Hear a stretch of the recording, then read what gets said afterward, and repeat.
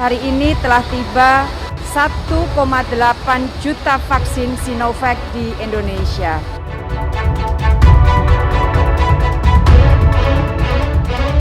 Saya yang akan menjadi penerima pertama di vaksin pertama kali untuk memberikan kepercayaan dan keyakinan kepada masyarakat bahwa vaksin yang digunakan aman.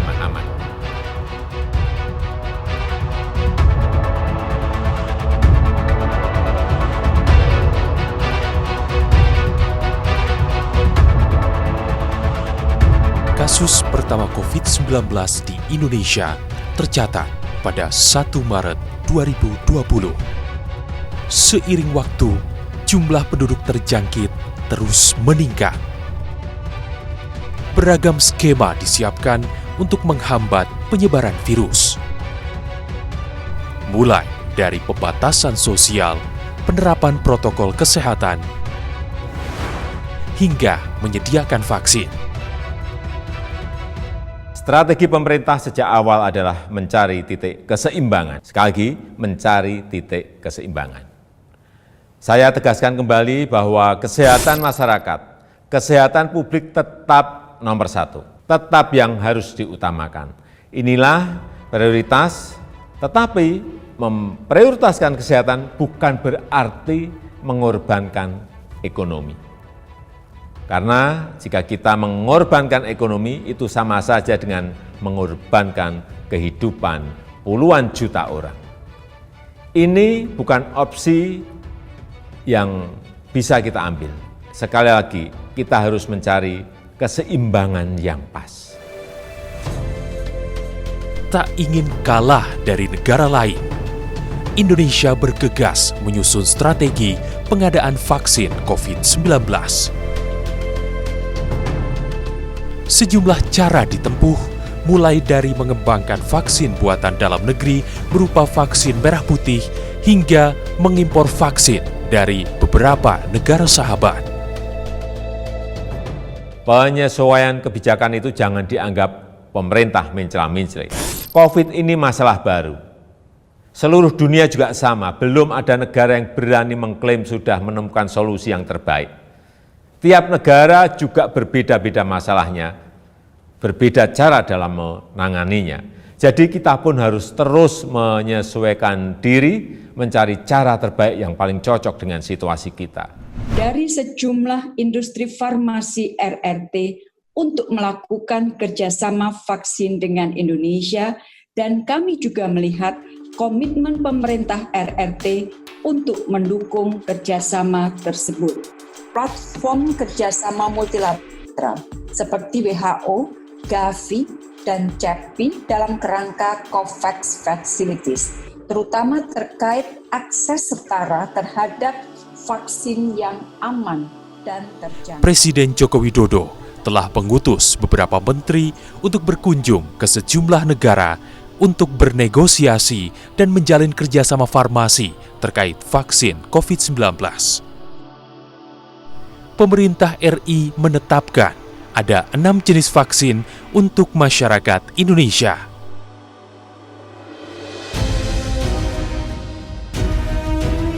Kamis 20 Agustus 2020, pemerintah Indonesia menandatangani kerjasama vaksin COVID-19 dengan perusahaan asal Cina, Sinovac.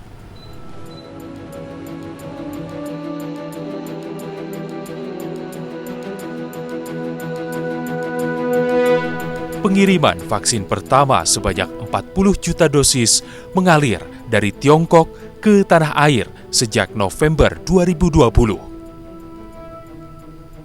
Proses ini berjalan hingga tahun 2021. Pemerintah mengalokasikan anggaran vaksin COVID-19 setidaknya 74 triliun rupiah.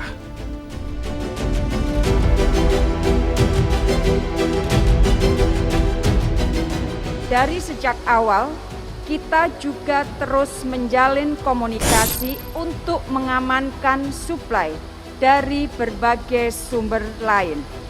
Kemarin, Indonesia telah menandatangani komitmen supply dari Novavax dengan menggunakan platform protein subunit rekombinan yang berasal dari Amerika Serikat sebesar 50 juta dosis.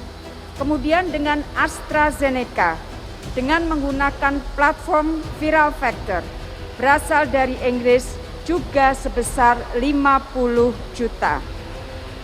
Secara paralel, pembicaraan berkesinambungan saat ini juga sedang dilakukan dengan Pfizer yang berasal dari Amerika Serikat dan Jerman.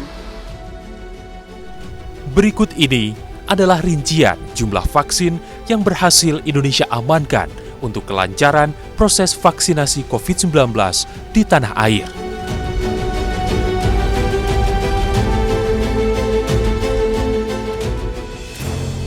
Ratusan juta dosis vaksin tersebut datang ke Indonesia secara bertahap dari akhir tahun 2020 hingga setahun kemudian.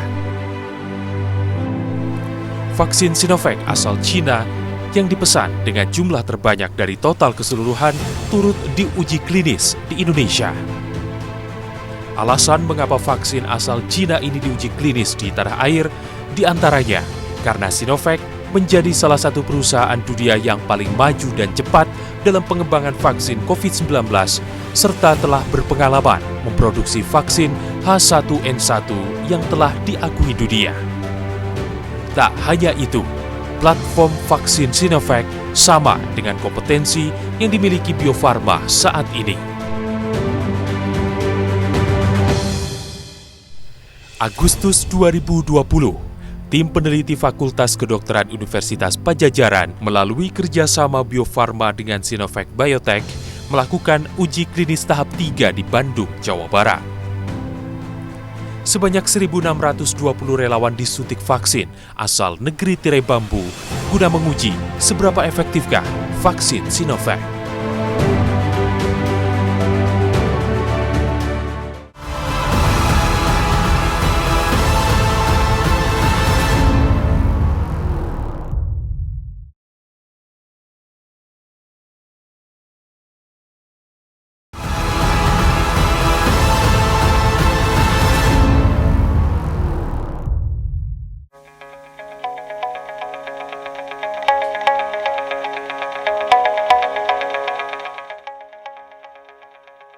Bulan Agustus tahun 2020, uji klinis tahap 3 dilakukan terhadap kandidat vaksin Sinovac di Bandung, Jawa Barat.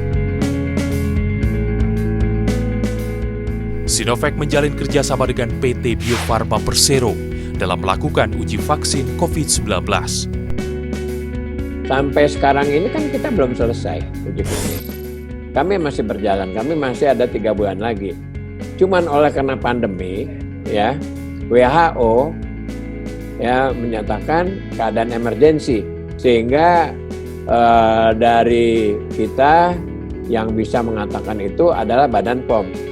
Jadi Badan POM mengeluarkan Emergency Use Authorization.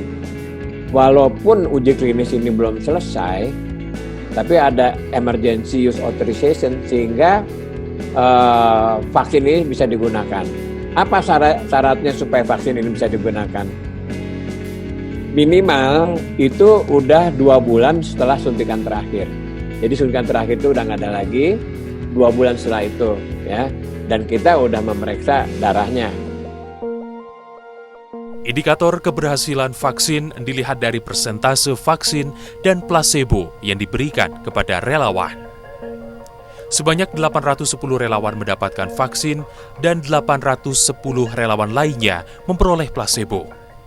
Hasilnya adalah 7 relawan yang menerima vaksin terpapar virus COVID-19 dan 18 relawan yang mendapat placebo dinyatakan positif COVID-19. Namun seluruh relawan yang dinyatakan positif COVID-19 tersebut dipastikan hanya mengalami gejala ringan. Yang dari uji klinis ini pada umumnya ya, yang kena penyakit dari vaksin grup itu ringan, nggak ada yang dirawat ya, semua ringan. ya, yang vaksin grup, sehingga mereka istirahat di rumah saja, nggak perlu perawatan.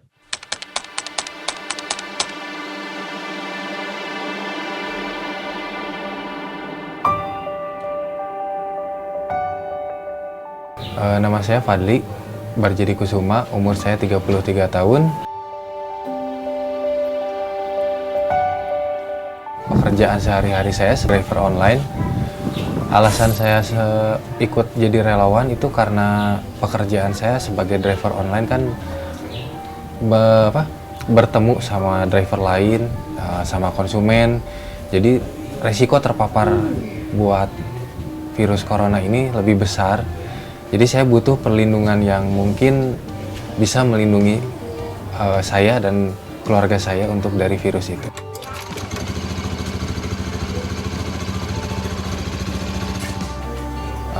Saya pertama kali divaksin itu Agustus tanggal 11. Pertamanya tuh saya tanggal 10 buat screening awal. Screening awal tuh seperti cek darah, apakah saya ada riwayat pernah terkena virus atau tidak, cek body juga. Jadi kesehatan untuk jadi relawan itu harus sehat gitu. Umurnya tuh di antara 19 sampai 59 tahun. Tidak punya riwayat penyakit yang berat, itu nggak boleh juga. Nah, setelah tanggal 10, alhamdulillah saya bisa lolos. Nah, tanggal 11-nya itu vaksin yang pertama kali. Itu kebetulan ada Pak Jokowi datang untuk melihat sebagaimana kegiatannya. Nah, setelah divaksin, alhamdulillah tidak terjadi apa-apa. 1 jam, 2 jam, sampai beberapa hari kemudian. Mungkin efek terbesarnya itu di dalam diri saya tuh ngantuk sih. Untuk vaksin pertama sempat saya juga berpikir mungkin ini saya terlalu capek atau gimana, tapi setelah vaksin yang kedua itu efeknya sama, dan sampai detik ini udah hampir jalan 5 bulan. Alhamdulillah vaksin itu tidak ada efek yang negatif ke dalam diri saya. Alhamdulillah saya sehat walafiat, begitupun istri dan keluarga saya, tidak ada yang mempunyai efek negatif di vaksin tersebut.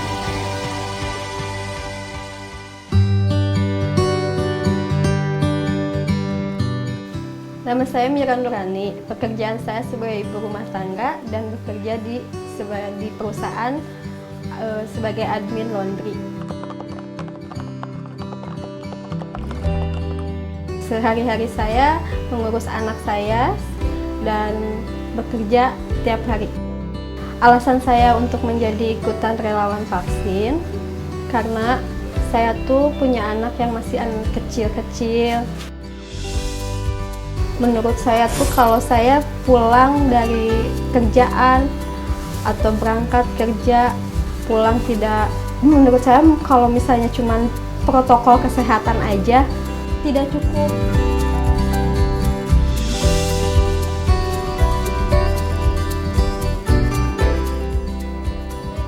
Penyakit itu yang saya dengar banyak banget gitu, yang cepet banget gitu. Kalau kita tidak divaksin, rentannya tuh banyak, berapa ya, 90% gitu. Nah, dari situ saya ikutan, dan suami juga mengajak, mau nggak divaksin biar kita tuh tambah kebal lah istilahnya ya, walaupun kita menerapkan protokol kesehatan. Intinya saya pengen supaya saya tidak menularkan ke anak-anak saya, supaya saya tidak terkena penyakit gitu. Intinya sih seperti itu. Anak-anak tuh buat saya tuh sangat berharga dari apapun gitu. Jadi menurut saya ya apapun yang, walaupun orang-orang bilang apaan sih ikutan yang kayak gitu, itu sama aja kan kelinci percobaan katanya gitu. Tapi kalau buat saya bismillah aja. Yang membuat nanti misalnya amit-amit ya mati atau meninggal kan hanya Allah yang menakdirkan. Kita hanya cuman berusaha.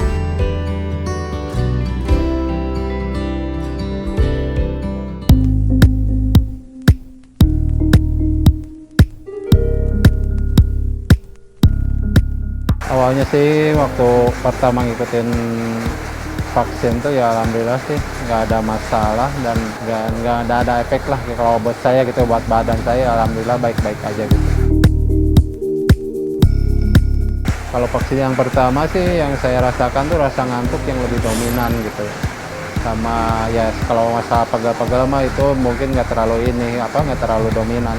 Tapi kalau yang kedua ya sedikit lebih dominan ininya pegalnya. Kalau ngantuk sih nggak terlalu juga gitu kalau yang kedua mah.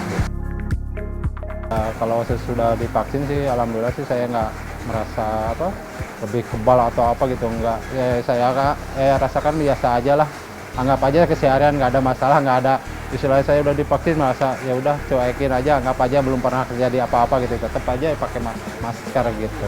Walaupun kita udah divaksin, kita merasa kebal ya enggak sih. Saya merasakan ya udahlah kayak normal gitu, biasa aja, anggap aja nggak ada apa-apa gitu. Tapi ya tetap aja protokolnya masalah masker saya tetap pergunakan gitu. Cerita dari para relawan tadi setidaknya menggambarkan bahwa tidak terjadi efek yang begitu signifikan bagi tubuh saat proses uji klinis vaksin Sinovac tersebut. Bisa dikatakan, proses uji klinis telah berjalan sesuai rencana.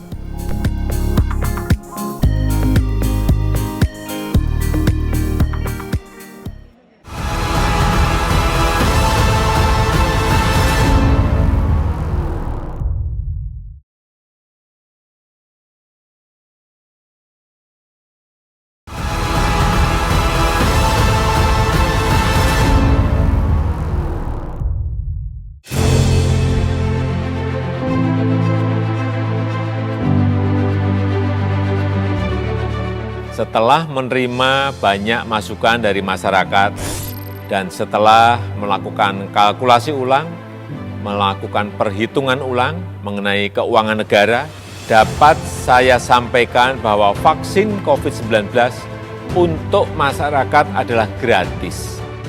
Saya juga ingin tegaskan lagi, nanti saya yang akan menjadi penerima pertama divaksin pertama kali. Hal ini untuk memberikan kepercayaan dan keyakinan kepada masyarakat bahwa vaksin yang digunakan aman. Keyakinan Presiden Joko Widodo tersebut nyatanya sejalan dengan hasil dari sertifikasi halal dan angka efikasi yang telah melampaui standar yang ditetapkan WHO.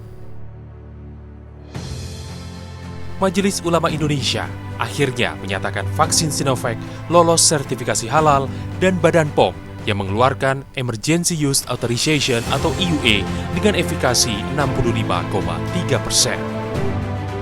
Setelah dilakukan diskusi yang cukup panjang dari hasil penjelasan dari tim auditor, rapat Komisi Fatwa menyepakati bahwa vaksin COVID-19 yang diproduksi oleh Sinovac Life Science Co. Ltd. China yang diajukan proses sertifikasinya oleh PT Bio Farma hukumnya suci dan halal. Berselang 2 hari kemudian, atau tepatnya pada 11 Januari 2021, pihak BPOM secara resmi mengambil langkah mengeluarkan kebijakan Emergency Use Authorization atau EUA. Kebijakan Badan POM ini menyetujui penggunaan vaksin dalam kondisi darurat dan kebutuhan percepatan penanganan pandemi COVID-19 di Indonesia. Melalui fatwa halal MUI dan kebijakan BPOM, maka vaksin COVID-19 produksi Sinovac resmi disuntikan kepada masyarakat terhitung mulai 13 Januari 2021. 3 bulan jumlah subjek yang menyuntik antibodi masih tinggi, yaitu sebesar 99,23%. Hasil analisis terhadap efikasi vaksin CoronaVac dari uji klinik di Bandung menunjukkan efikasi vaksin sebesar 65,3% dan berdasarkan laporan dari efikasi vaksin di Turki adalah sebesar 91,25% serta di Brasil sebesar 78%. Hasil tersebut sudah sesuai dengan persyaratan WHO, di mana minimal efikasi vaksin adalah 50%. Efikasi vaksin sebesar 65,3% dari hasil uji klinik di Bandung menunjukkan harapan bahwa vaksin ini mampu untuk menurunkan kejadian penyakit COVID-19 hingga 65,3%. Tentunya penurunan angka kejadian infeksi COVID-19 dengan vaksin tersebut akan sangat berarti dalam upaya kita keluar dari krisis pandemi COVID-19, di samping upaya-upaya dengan preventif lain seperti penegakan 3M, memakai masker, menjaga jarak, selalu sering mencuci tangan.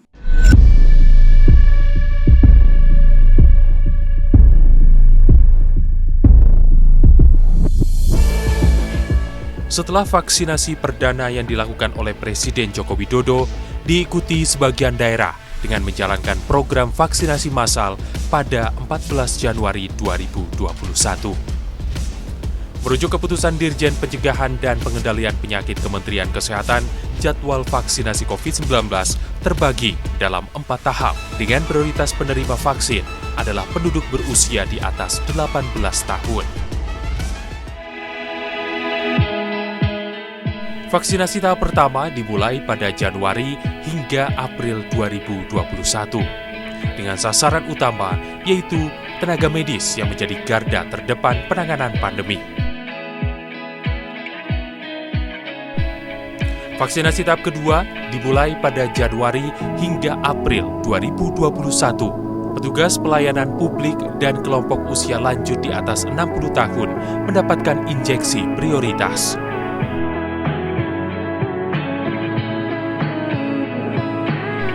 Selanjutnya, vaksinasi tahap ketiga dimulai pada April 2021 hingga Maret 2022. Masyarakat rentan dari aspek geospasial, sosial, dan ekonomi menempati porsi ini. Kemudian vaksinasi tahap terakhir yang juga dimulai pada April 2021 hingga Maret 2022 menyasar pelaku ekonomi dengan pendekatan klaster. Indonesia setidaknya membutuhkan 426 juta dosis vaksin. Jumlah itu mempertimbangkan mayoritas vaksin yang mengharuskan 2 kali penyuntikan atau 2 dosis. Vaksin COVID-19 memang bukanlah satu-satunya cara mutlak yang mampu menghentikan peredaran virus corona jenis baru di dunia. Setelah menerima vaksin, sejatinya masyarakat masih butuh untuk terus menerapkan protokol kesehatan 5M. Mencuci tangan dengan sabun dan air mengalir, menjaga jarak, memakai masker, menghindari kerumunan, serta memilih untuk tetap di rumah saja jika tak begitu mendesak.